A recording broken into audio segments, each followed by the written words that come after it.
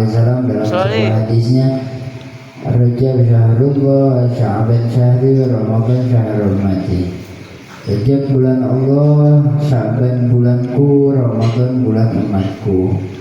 Dari itu karena bulan Sya'ban adalah bulannya baginda Nabi Sallallahu Alaihi Wasallam, kita dianjurkan untuk memperbanyak daripada membaca sholawat.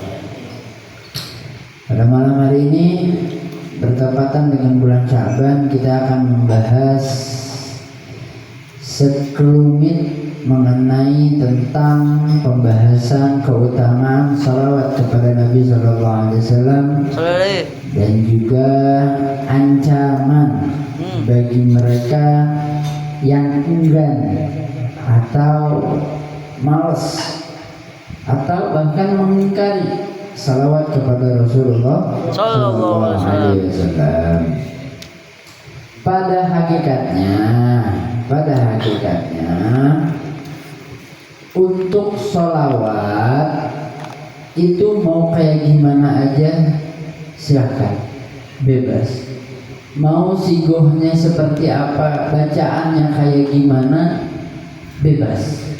Enggak harus sholawat Jibril kok, enggak. Ente mau sholawat Al-Fatih, silakan, monggo. Sholawat Nariyah, monggo, boleh, nggak masalah. Yang tidak diperbolehkan itu adalah ketika kita membaca sholawat dibarengi dengan maksiat. Viral kemarin masalah yang kayak gini. Apa? Dia bikin acara Isra wal Mi'raj. Bagus, kita acungi jempol. Tapi sangat disayangkan dihadirkan biduan. Itu parah, joget. Biduannya ya sebagaimana yang kita ketahui, biduan pakaiannya seperti apa, ya itu viral. Di mana itu, di kota apa itu, lupa, di mana pokoknya di Indonesia. Kalau di Indonesia dia bikin acara Isra wal Mi'raj, setelahnya ada biduan. Buat apa? Arafat itu yang salah, mudaratnya besar. Bahwasannya yang pertama di sini dikatakan bahwasannya ittifaqul ulama, sepakat semua para alimil ulama sepakat. Mau 4 mazhab sepakat, 4 mazhab kita sepakat. Terlebih lagi Imam Syafi'i ya. Ala anna jami'al a'mal minha maqbulun wal mardudun. Bahwasanya semua amal yang kita lakukan itu iman antara dua, iman diterima, wa iman ditolak. Kalau misalnya kita sholat kita benar atau amal ibadah kita benar sesuai dengan tata cara yang dituntun oleh syariat, insya Allah diterima. Tapi kalau amal ibadah kita fasad atau rusak, ya mungkin ditolak. Wallahu a'lam, bisa jadi ditolak.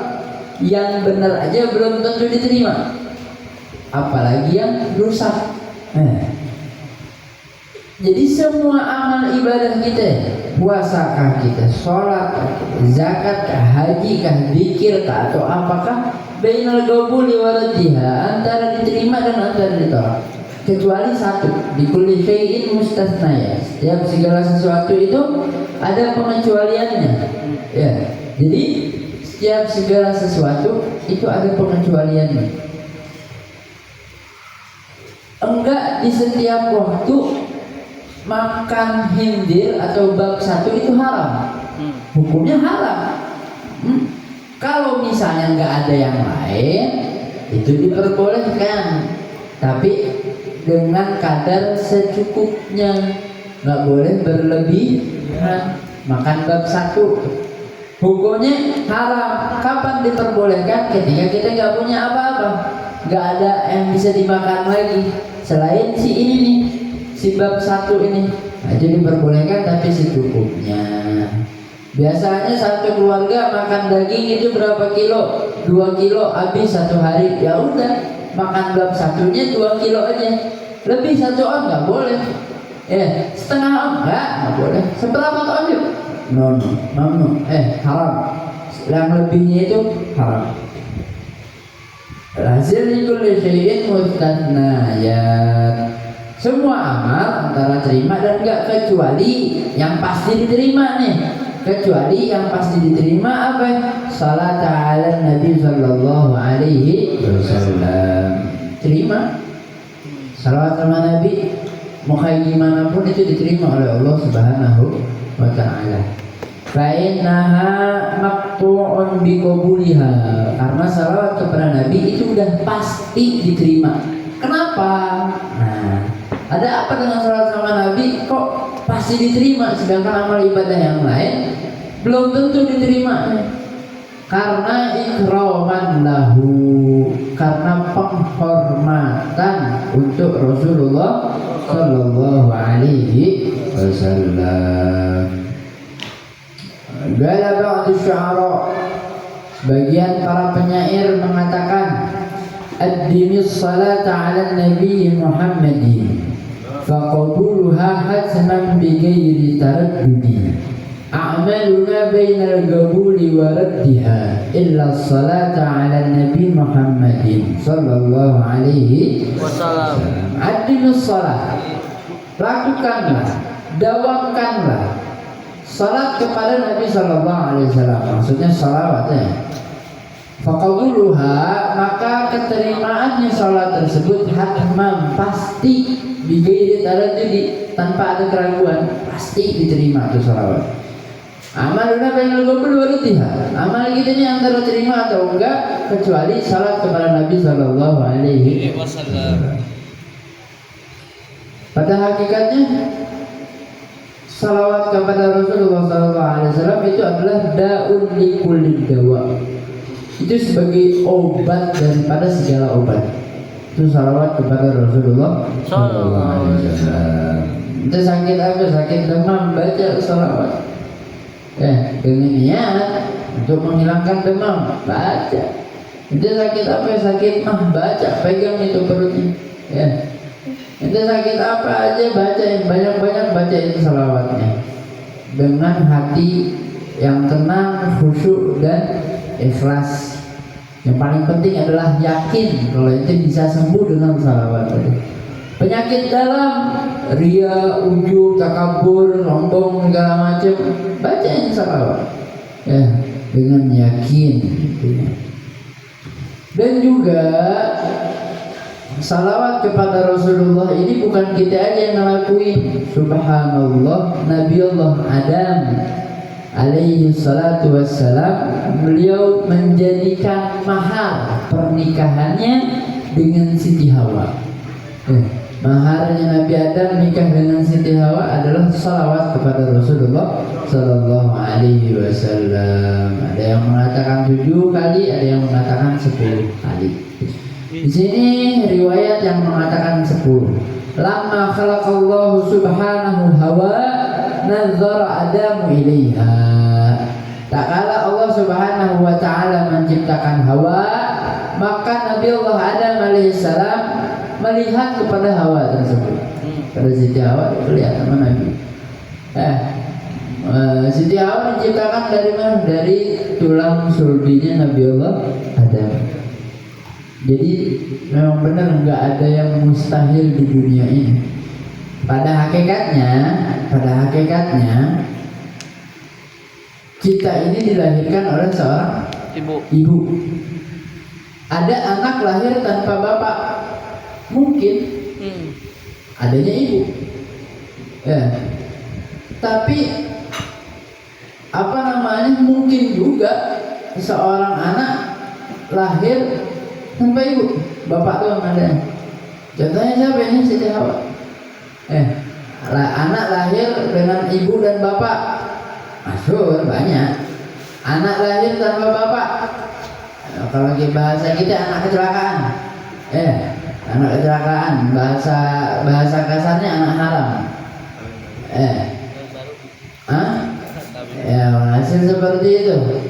Kalau misalnya anak dilahirkan tanpa ibu, nah cuma satu di dunia ini Siti Hawa doang.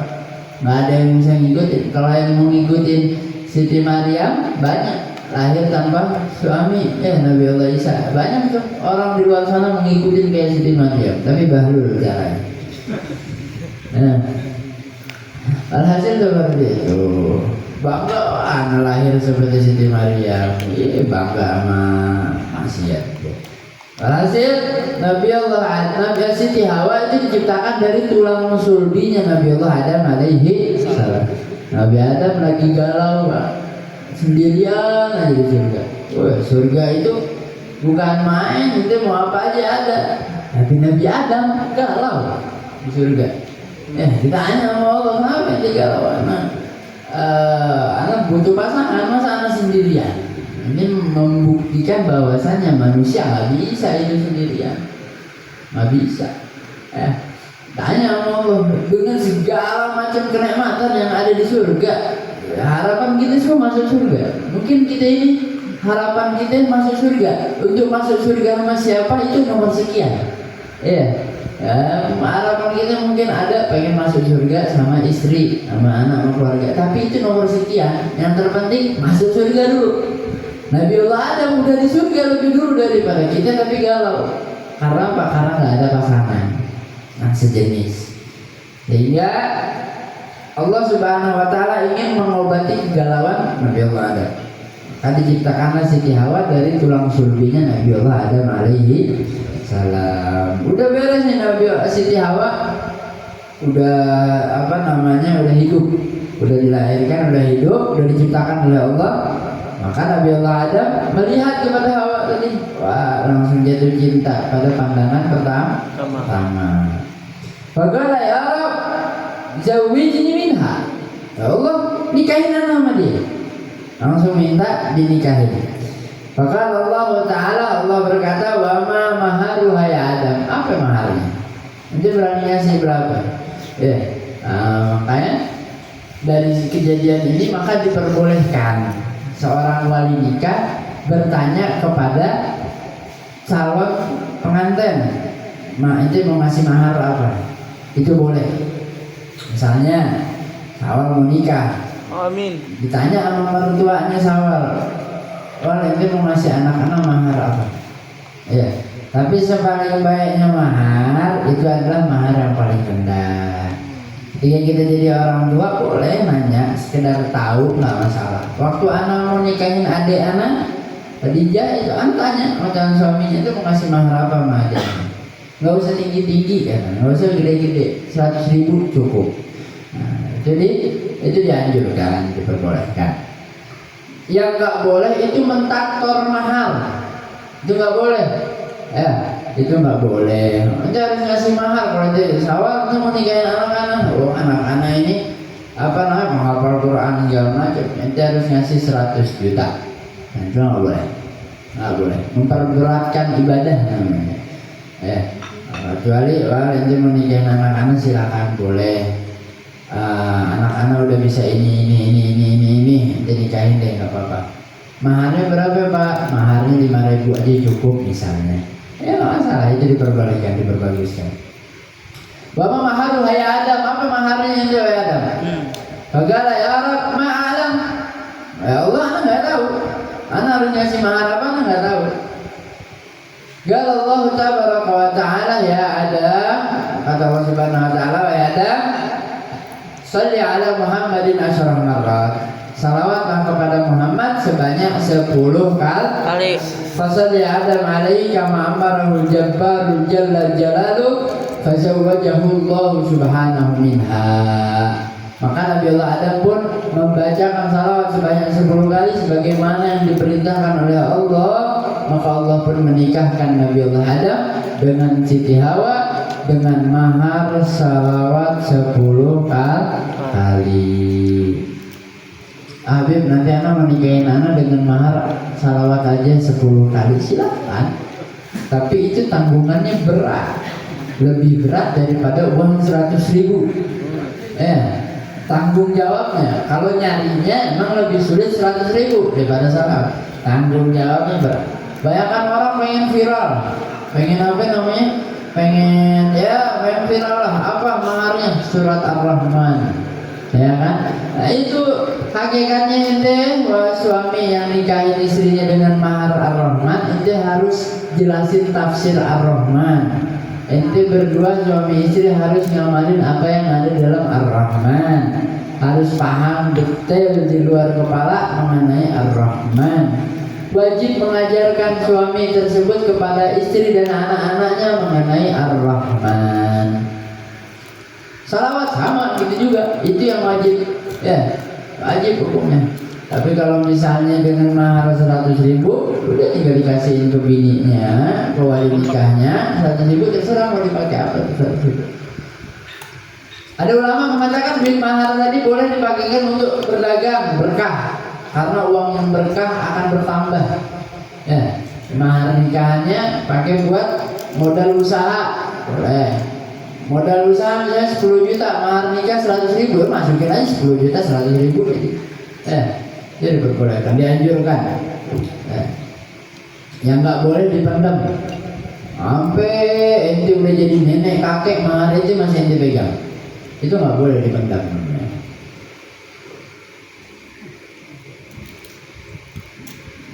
Salah satu keutamaan orang-orang melantunkan salawat juga, sebagaimana dikatakan qala Sayyidil Abdul Wahhab Sya'rani fi tarjimati Sayyidi Abil Mawahib Asy-Syadhili rahimahullah, qala Abul Mawahib mengatakan ra'aitu Sayyidil Alamin sallallahu alaihi wasallam.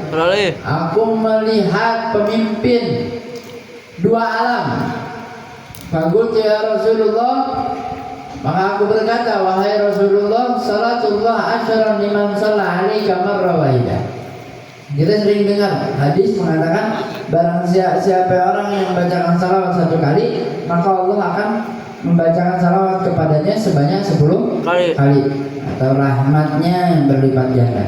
Maka kata Abdul Mawahib mengatakan, ya Rasulullah, Allah akan membacakan salawat kepada 10 kali kepada orang yang bersalawat kepadamu 1 kali. Hal dzalika liman kana hadirul qalba? Apakah itu hanya untuk orang-orang yang hadir hatinya? Maksudnya khusyuk. Baru Allah bacakan salawat 10 kali kepadanya. Gala, kata Nabi, enggak.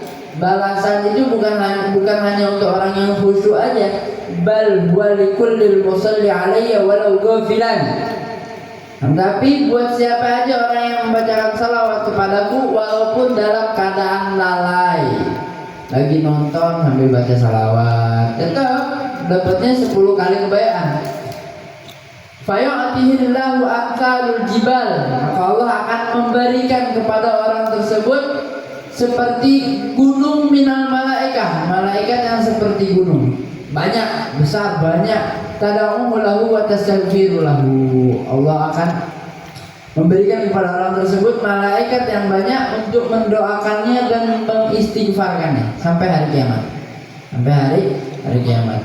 Fa amma idza kana hadiral qalbi, itu untuk orang yang lalai ya. 1 kali kita baca salawat, 10 kebayaan kita dapatkan. Allah ciptakan malaikat yang banyak untuk mendoakan kita dan untuk beristighfar kepada kita. Itu untuk yang lalai.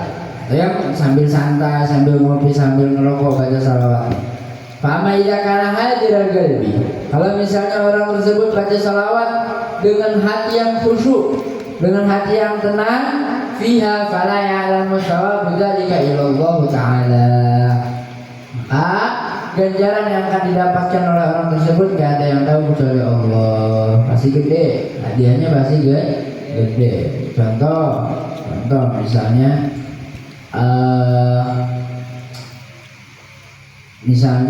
ayo tim hadroh lomba, hadiahnya berapa Beb? Hadiahnya sekian juta, 5 juta misalnya juara 1. Nanti ada tambahan dari Pak Presiden misalnya. Ya, Pak Presiden ngasih tambahan. Berapa Beb? Allah a'lam. Yang tahu hanya Presiden. Ya nggak mungkin Presiden nambahin cuma 1 juta. Ya, malu-maluin namanya. Ya minimal berapa puluh juta atau berapa belas juta itu Presiden nambahin.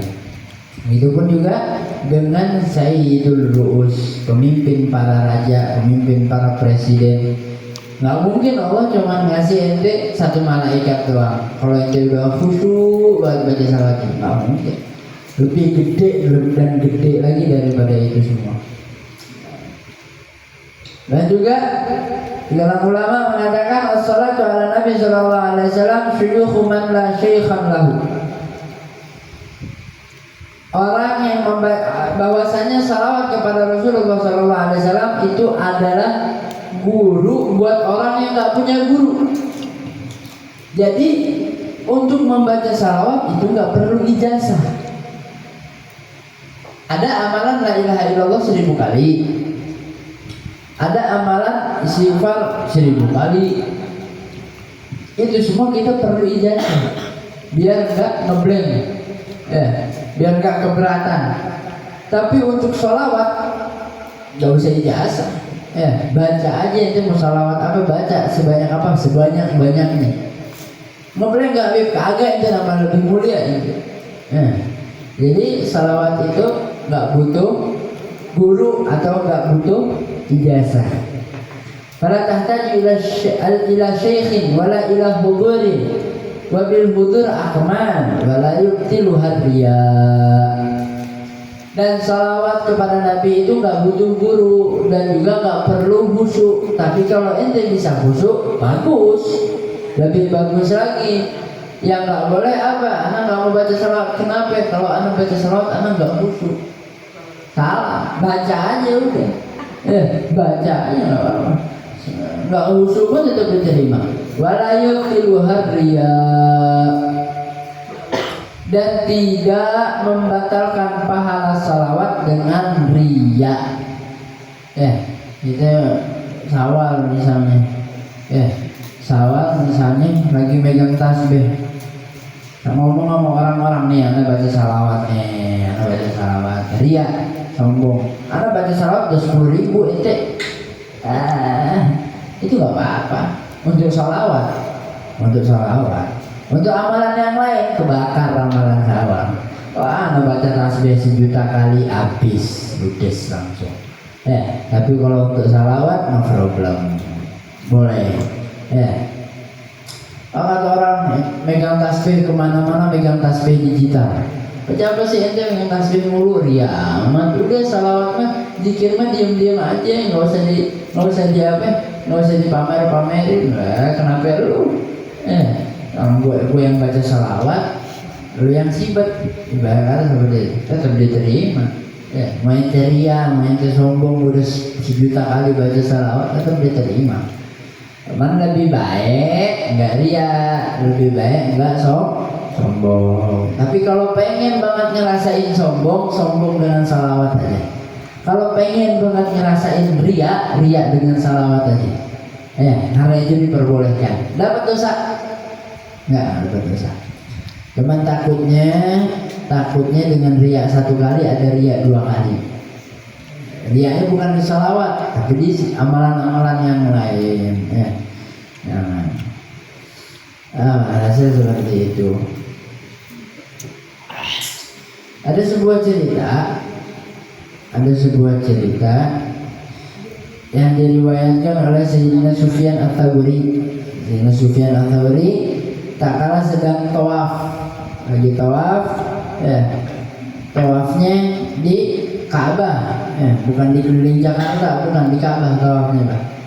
Ketika Sayyidina Sufyan Ats-Tsauri sedang tawaf, maka dia melihat seorang laki-laki, tidaklah dia mengangkat kakinya dan meletakkan kakinya, melainkan membaca salawat. Jalan, angkat kaki Allahumma shalli ala Muhammad, naruh kaki Allahumma shalli ala Muhammad, angkat lagi Allahumma shalli ala Muhammad, naruh lagi Allahumma shalli ala Muhammad, sambil tawaf. Kelihatan nama Sayyidina Sufyan Ats-Tsauri. Bagus tuh ya, ada bulan. Kenapa ente ngelakuin ini semua? Kenapa ente meninggalkan tasbih? Ente meninggalkan tahlil dan ente melakukan salawat? Ada apa ente? Maka kata orang tadi, man anta? Afaqallah. Siapa ente? Semoga Allah memaafkanmu. kata orang tadi. Fakultu ana Sufyan Tsauri, aku adalah Sufyan Tsauri. Maka si laki-laki tadi tahu ini orang-orang alim Sayyidina Sufyan Tsauri, dia bercerita masalah tragedi yang dia alamin beberapa tahun yang lalu. Kalau di sini mengatakan 1 tahun atau 2 tahun yang lalu, ketika dia berangkat haji dengan bapaknya, perjalanan tiba-tiba, singkat aja ini, di perjalanan tiba-tiba ayahnya meninggal. Ayahnya meninggal, ketika ditutupi dengan kain kafan, pas mau dibuka lagi mukanya aswad, hitam, gosong, hitam gosong, sawal masih putih. Ini lebih hitam lagi, kalau sawal masih putih giginya. Ini lebih parah lagi hitamnya, gosong. Sehingga ini anak kepikiran, kok bapak anak bisa gosong kayak gini? Ada apa? Karena dia takut dilihat oleh orang lain, ditutup lagi pakai kain kafan. Tidur si anak ini, karena waktu ini udah malam. Dia tidur, pas dia tidur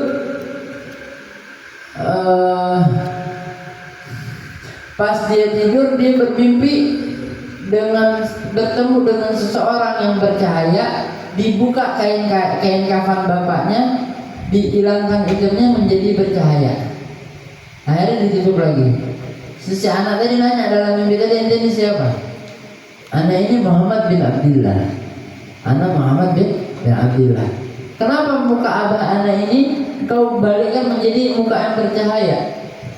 Karena ayahmu ini selalu membacakan salawat terhadapku, maka aku akan menolongnya di dunia dan di akhirat, kata Rasulullah SAW. Maka dari itu si seorang anak tadi, dia nggak pernah meninggalkan yang namanya salawat kepada Nabi Muhammad Sallallahu Alaihi Wasallam. Dia pun bersemangat. Dia pun bersemangat untuk membaca atau memperbanyak daripada bacaan salawat kepada Rasulullah Sallallahu Alaihi Wasallam.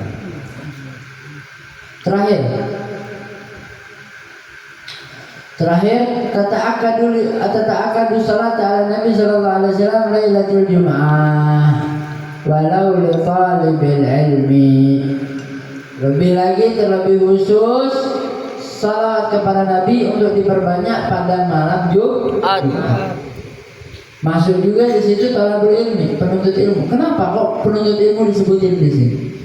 Karena pada hakikatnya penuntut ilmu, mana lebih afdol tadarus Quran sama belajar ilmu? Untuk penuntut ilmu lebih afdol untuk ilmu, jelas ya. Mana afdolnya sholat sunnah 1000 rakaat sama nuntut ilmu seperti ini? Afdol nuntut ilmu ya. Kecuali pada malam Jumat, para penuntut ilmu dianjurkan untuk sholat. Mana lebih afdol ngaji malam Jumat dibandingkan dengan sholawat? Afdol sholawat. Lebih afdol sholawat pada malam Jumat. Tapi kalau untuk malam-malam yang lain tetap ngaji itu lebih afdol. Kenapa? Litakuna kafaratan lidzanbi.